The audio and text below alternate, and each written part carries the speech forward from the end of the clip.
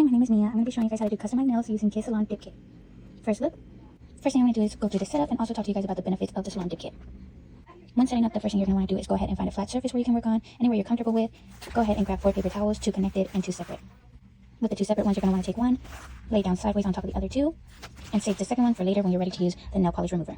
Now I'm going to show you guys what I have on the side. Some clippers. These I love, very easy to use. Some nail glue. Some magnets to help out when I'm cutting the size I want. And if you don't have these clippers, you can also use some simple clippers. I have some with a flat top and then some with a curved top. Then I have a shine here.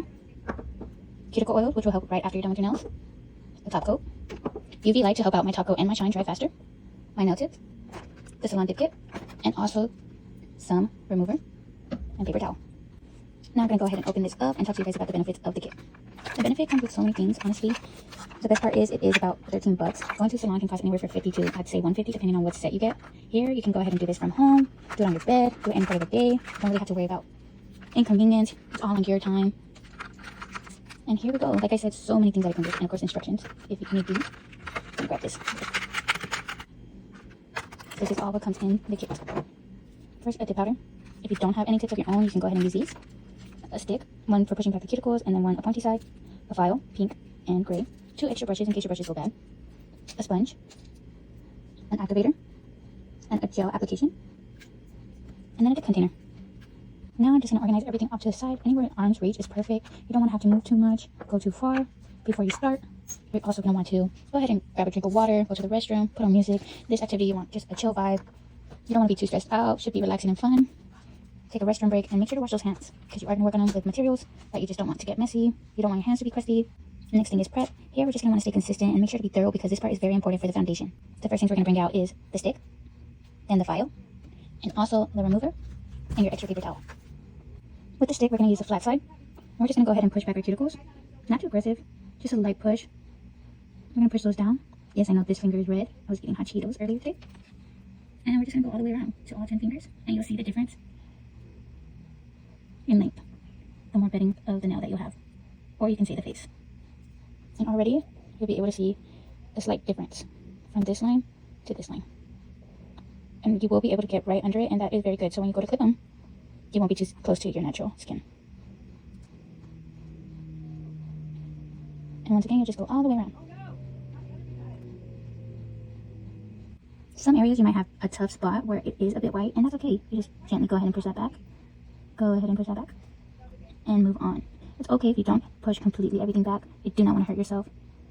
With any loose skin, we're just going to go ahead and clip off once all nails are done. As you can see, there is this loose skin here. It's considered to be white in person. When it comes to your opposite hand, you just want to lay it flat and be even extra gentle. You don't want to hurt yourself. With your other hand, it is quite common to just lip or push too aggressively, so just be nice. Once the nails are pushed back, we're just going to go ahead and nip those cuticles off. The dead skin will just give your nails a fresher look. Once you get to your opposite hand, just go ahead and lay it flat again, just so you have a steady spot to work on. And again, you don't want to cut yourself or go too low. This is just to take off any extra dead skin that you were pushing back with the cuticle. And here's just a closer look, so you can see how I get to it. Just going to cut off any extra skin. Nice and carefully, gently, safely. There we go. The next step is going to be to go ahead and buff the face of your nails or bed of your nails, and we're going to go ahead and use the pink side, just very lightly. Buff them out. You're going to want to take that shine away. Taking the shine away will help anything stick to it better when it lays down. It's just going to go in between those cracks. And you're going to want it to look completely gray like this with no shine. And you're just going to go ahead and do that to each and every one of your nails. Once shine is taken away from all the nails, we're going to go ahead and use a sponge to go ahead and just take all that dust off. Every single finger. It's okay if it's in the cracks. We will get that out. No worries. All of them should be similar to this. They should look a little bit gray on the top, and that's okay.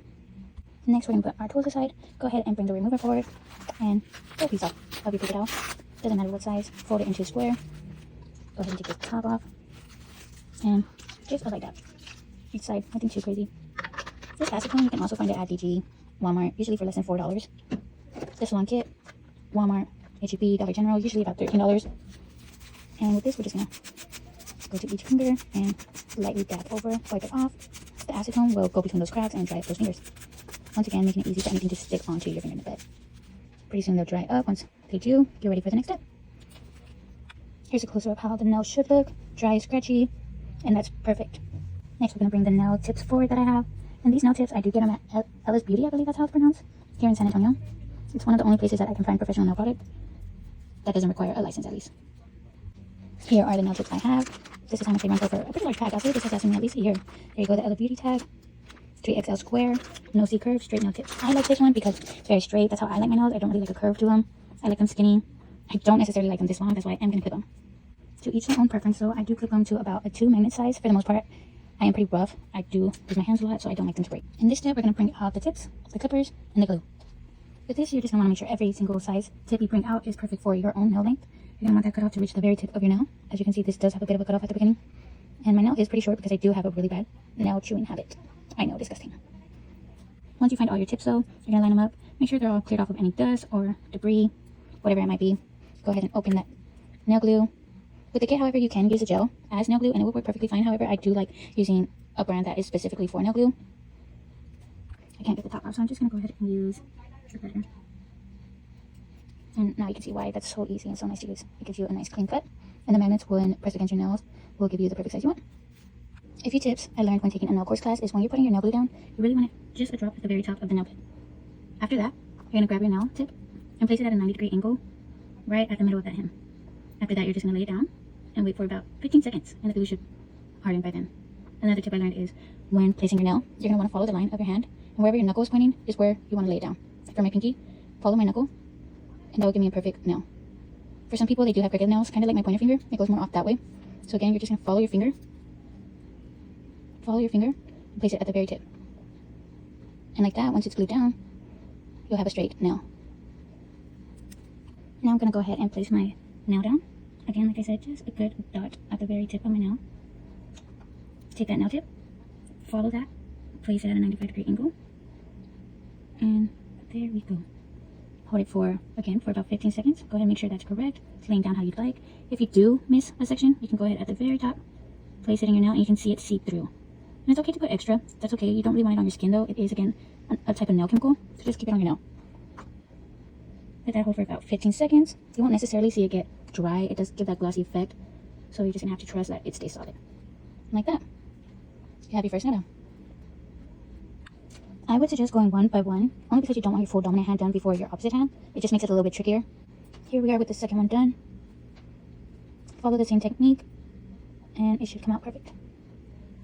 Only thing I would say is that go ahead and you see the two lines on the side of the tips. Make sure they follow the lines of your nail, and that will also help them stay very straight. As you can see, I'm just following the lines off of this, and it will make my nail straight. Here's one thing that could happen if the glue seeps through, like between your nail and your cuticle. Go ahead and use a pick and slide it right off. This can also happen when you're using the gel, and you're just going to do the same thing, just so the glue won't stick to your cuticles and mess up your form. Same for the gel, the foundation part. And here we are. The next part is going to be cutting them down to your desired length, to whatever you want. If you want this size, that's you. The next step in this section is cutting to desired length. I kind of already know what size I want. I'm going to go ahead and use this clippers. Even that is too long for me. We're going to go ahead and bring it down to 1 magnet. Put it right in the middle. Perfect. We're going to cut straight up. And boom. Perfect. A tip that I learned in class too was when you're cutting them, you just want to cut them very softly so you don't go flying around like the first one. Again and again until you're completely done. And here's how my first hand looks after cutting them. Once again, I like them short because I am rough. My job does ask a lot, and I don't like to break them. Using this tool is so helpful. Helps all my nails get around the same length in a short amount of time. And just like that, this wraps up the section of prep, and we're moving to the next section, which is foundation. In this step, you already have everything prepped. You're going to want to take your file. Go ahead and make sure all the tops are flat, or really whatever shape you were looking for. And just go ahead and hit the sides. Make sure they are your size. I wanted to show this earlier when you're putting on a nail that is too big, but one is too small. I would say go for the bigger one, and then just file it down to the size you need. That would be the easiest task, instead of getting one too small and not having enough coverage for your nail. Also, if you have a round or flat clipper, if you have a round, I'd suggest cutting way higher than you want, and again, filing it down. If you have a flat, it should be a lot easier to get to the size you actually want. But again, file it down if you'd like, just to hit whatever shape or size you want. When filing the tips, you're going to want to use a gray side. It's a lot rougher, so you get a lot more done versus a pink side. This is more for your natural bed because, again, you don't want to be too rough on your own natural bed and cause damage that you can't reverse. Speaking of can't reverse, the main reason that got me into starting my own nails is because I used to go and get my nails done a lot. However, one time, I did have a lady that filed my nail way too deep on this part, and for a long time, I'd say about 6 years, it was just very soft right here. And just recently I started to grow that back, which I'm super happy about, but I've already started to do my own nails since that one appointment, honestly. Here I am just planning out the top. I do like more of a square top, and here you can kind of see that the nail bend, so I'm just going to bring that nail up so it looks more of a natural nail that points out versus downwards.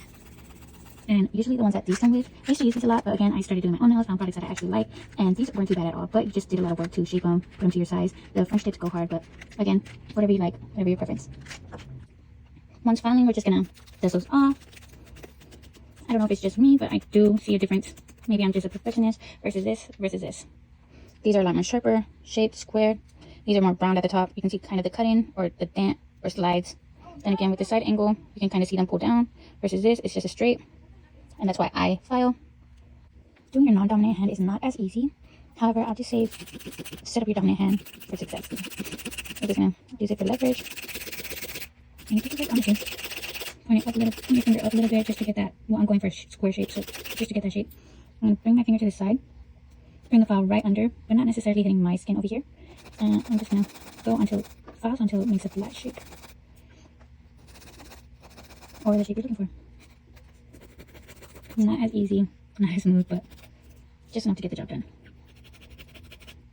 The next thing we're gonna do is make sure you like your size check if you'd like. If you don't like it, file it. If not, then you're ready for the next step. We're going to bring out the powder, the gel, and the dip container. Before starting this section, we're just going to clean up a bit.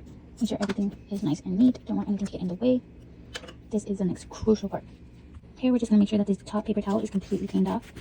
This bottom one will be considered like a trash paper towel. This top one will catch whatever powder that loosely falls, and then you can dump it back into here and reuse it. We're going to go ahead and open this.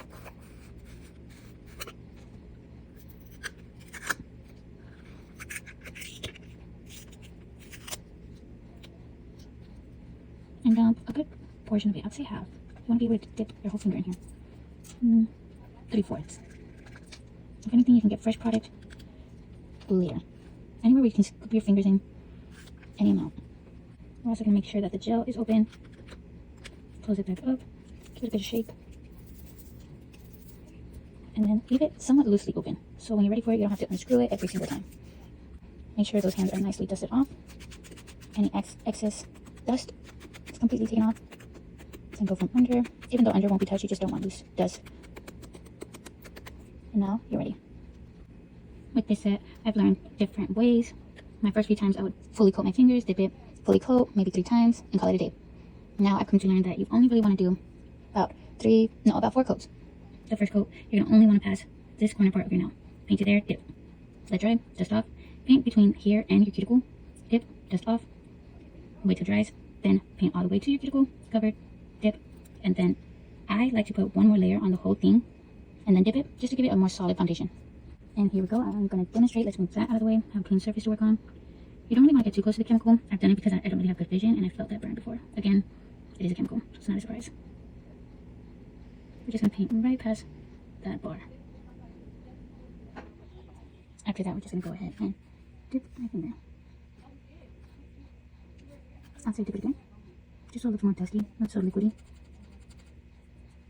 And I am going to take that black thing out right now. Here we go. Now using my finger, I'm going to go ahead and grab the sponge again.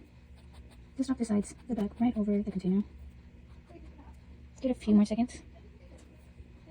And then gently, lightly dust off the top. After dusting off the top, we're going to go with the next layer. You're just going to go a little bit past that, but not completely down to the cuticle. You don't want to get too heavy-handed, only because this will seep. You see how it's still kind of wet? We're going to go again. There we go. Still coming out a little bit wet. We're going to try again one more time. And there we go. To sign off, again, go for the edges, the back. Let that dry out for a few seconds. Then we're going to go to the top. Again, very lightly, just in case it's still wet. Another trick I learned one in class, that when you push down to the cuticle, you want to go as close as you can without touching it, and then just let the liquid do the work. Push it down, and then pull straight up.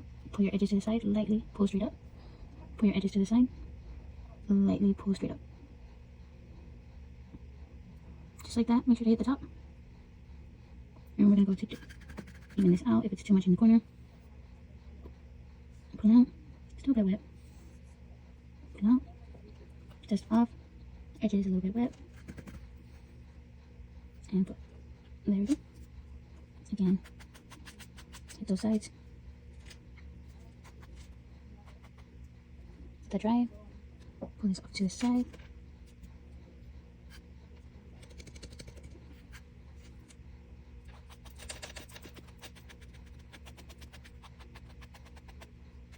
Already looking super good. Pull the sides down. And one more layer left. On this layer, it's just going to help build more structure, make it more solid. Come down to the bottom. Push. Leave that drop right there because that is like the lower part. Make the top part more thin. Bring that down. Bring it down to the edges.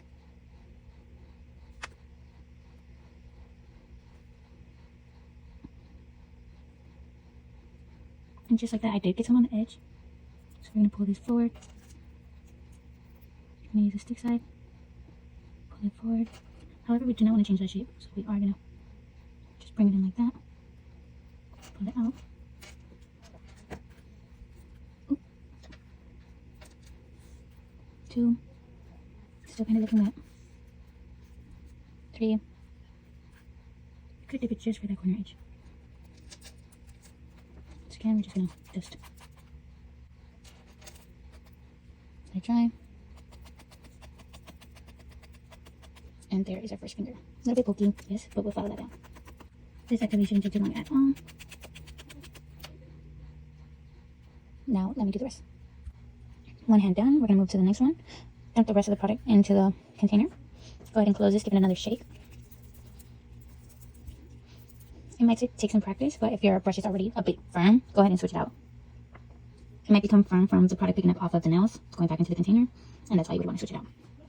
Once completely done, we're just going to go ahead and file them. Again, we're just going to do the top, the front, the sides to bring them to the shape that we actually want. Once nails are to desired length, we're just going to put everything away and then move on to the activator. Once you're ready, you're going to go ahead and put a good amount of activator on each finger. Oop.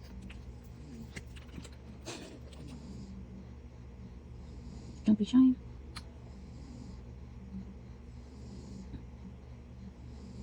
Like so. And just like that, your first hand is done. Go ahead and move on to the next hand. At this point, you can stop if you like the natural nail look. Sometimes I do rock that, love it. But I'm going to go ahead and add a UV shimmer and a top coat. With the shimmer, we're going to get a good shake. And just add a top coat. Or technically one layer. Again, we're just going to start at the bottom, push, pull up.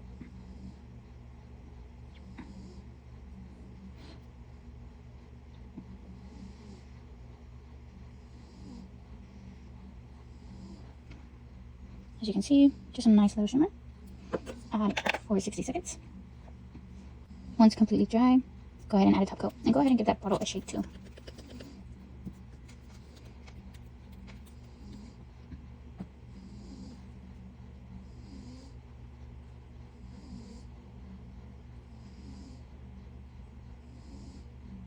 Once covered,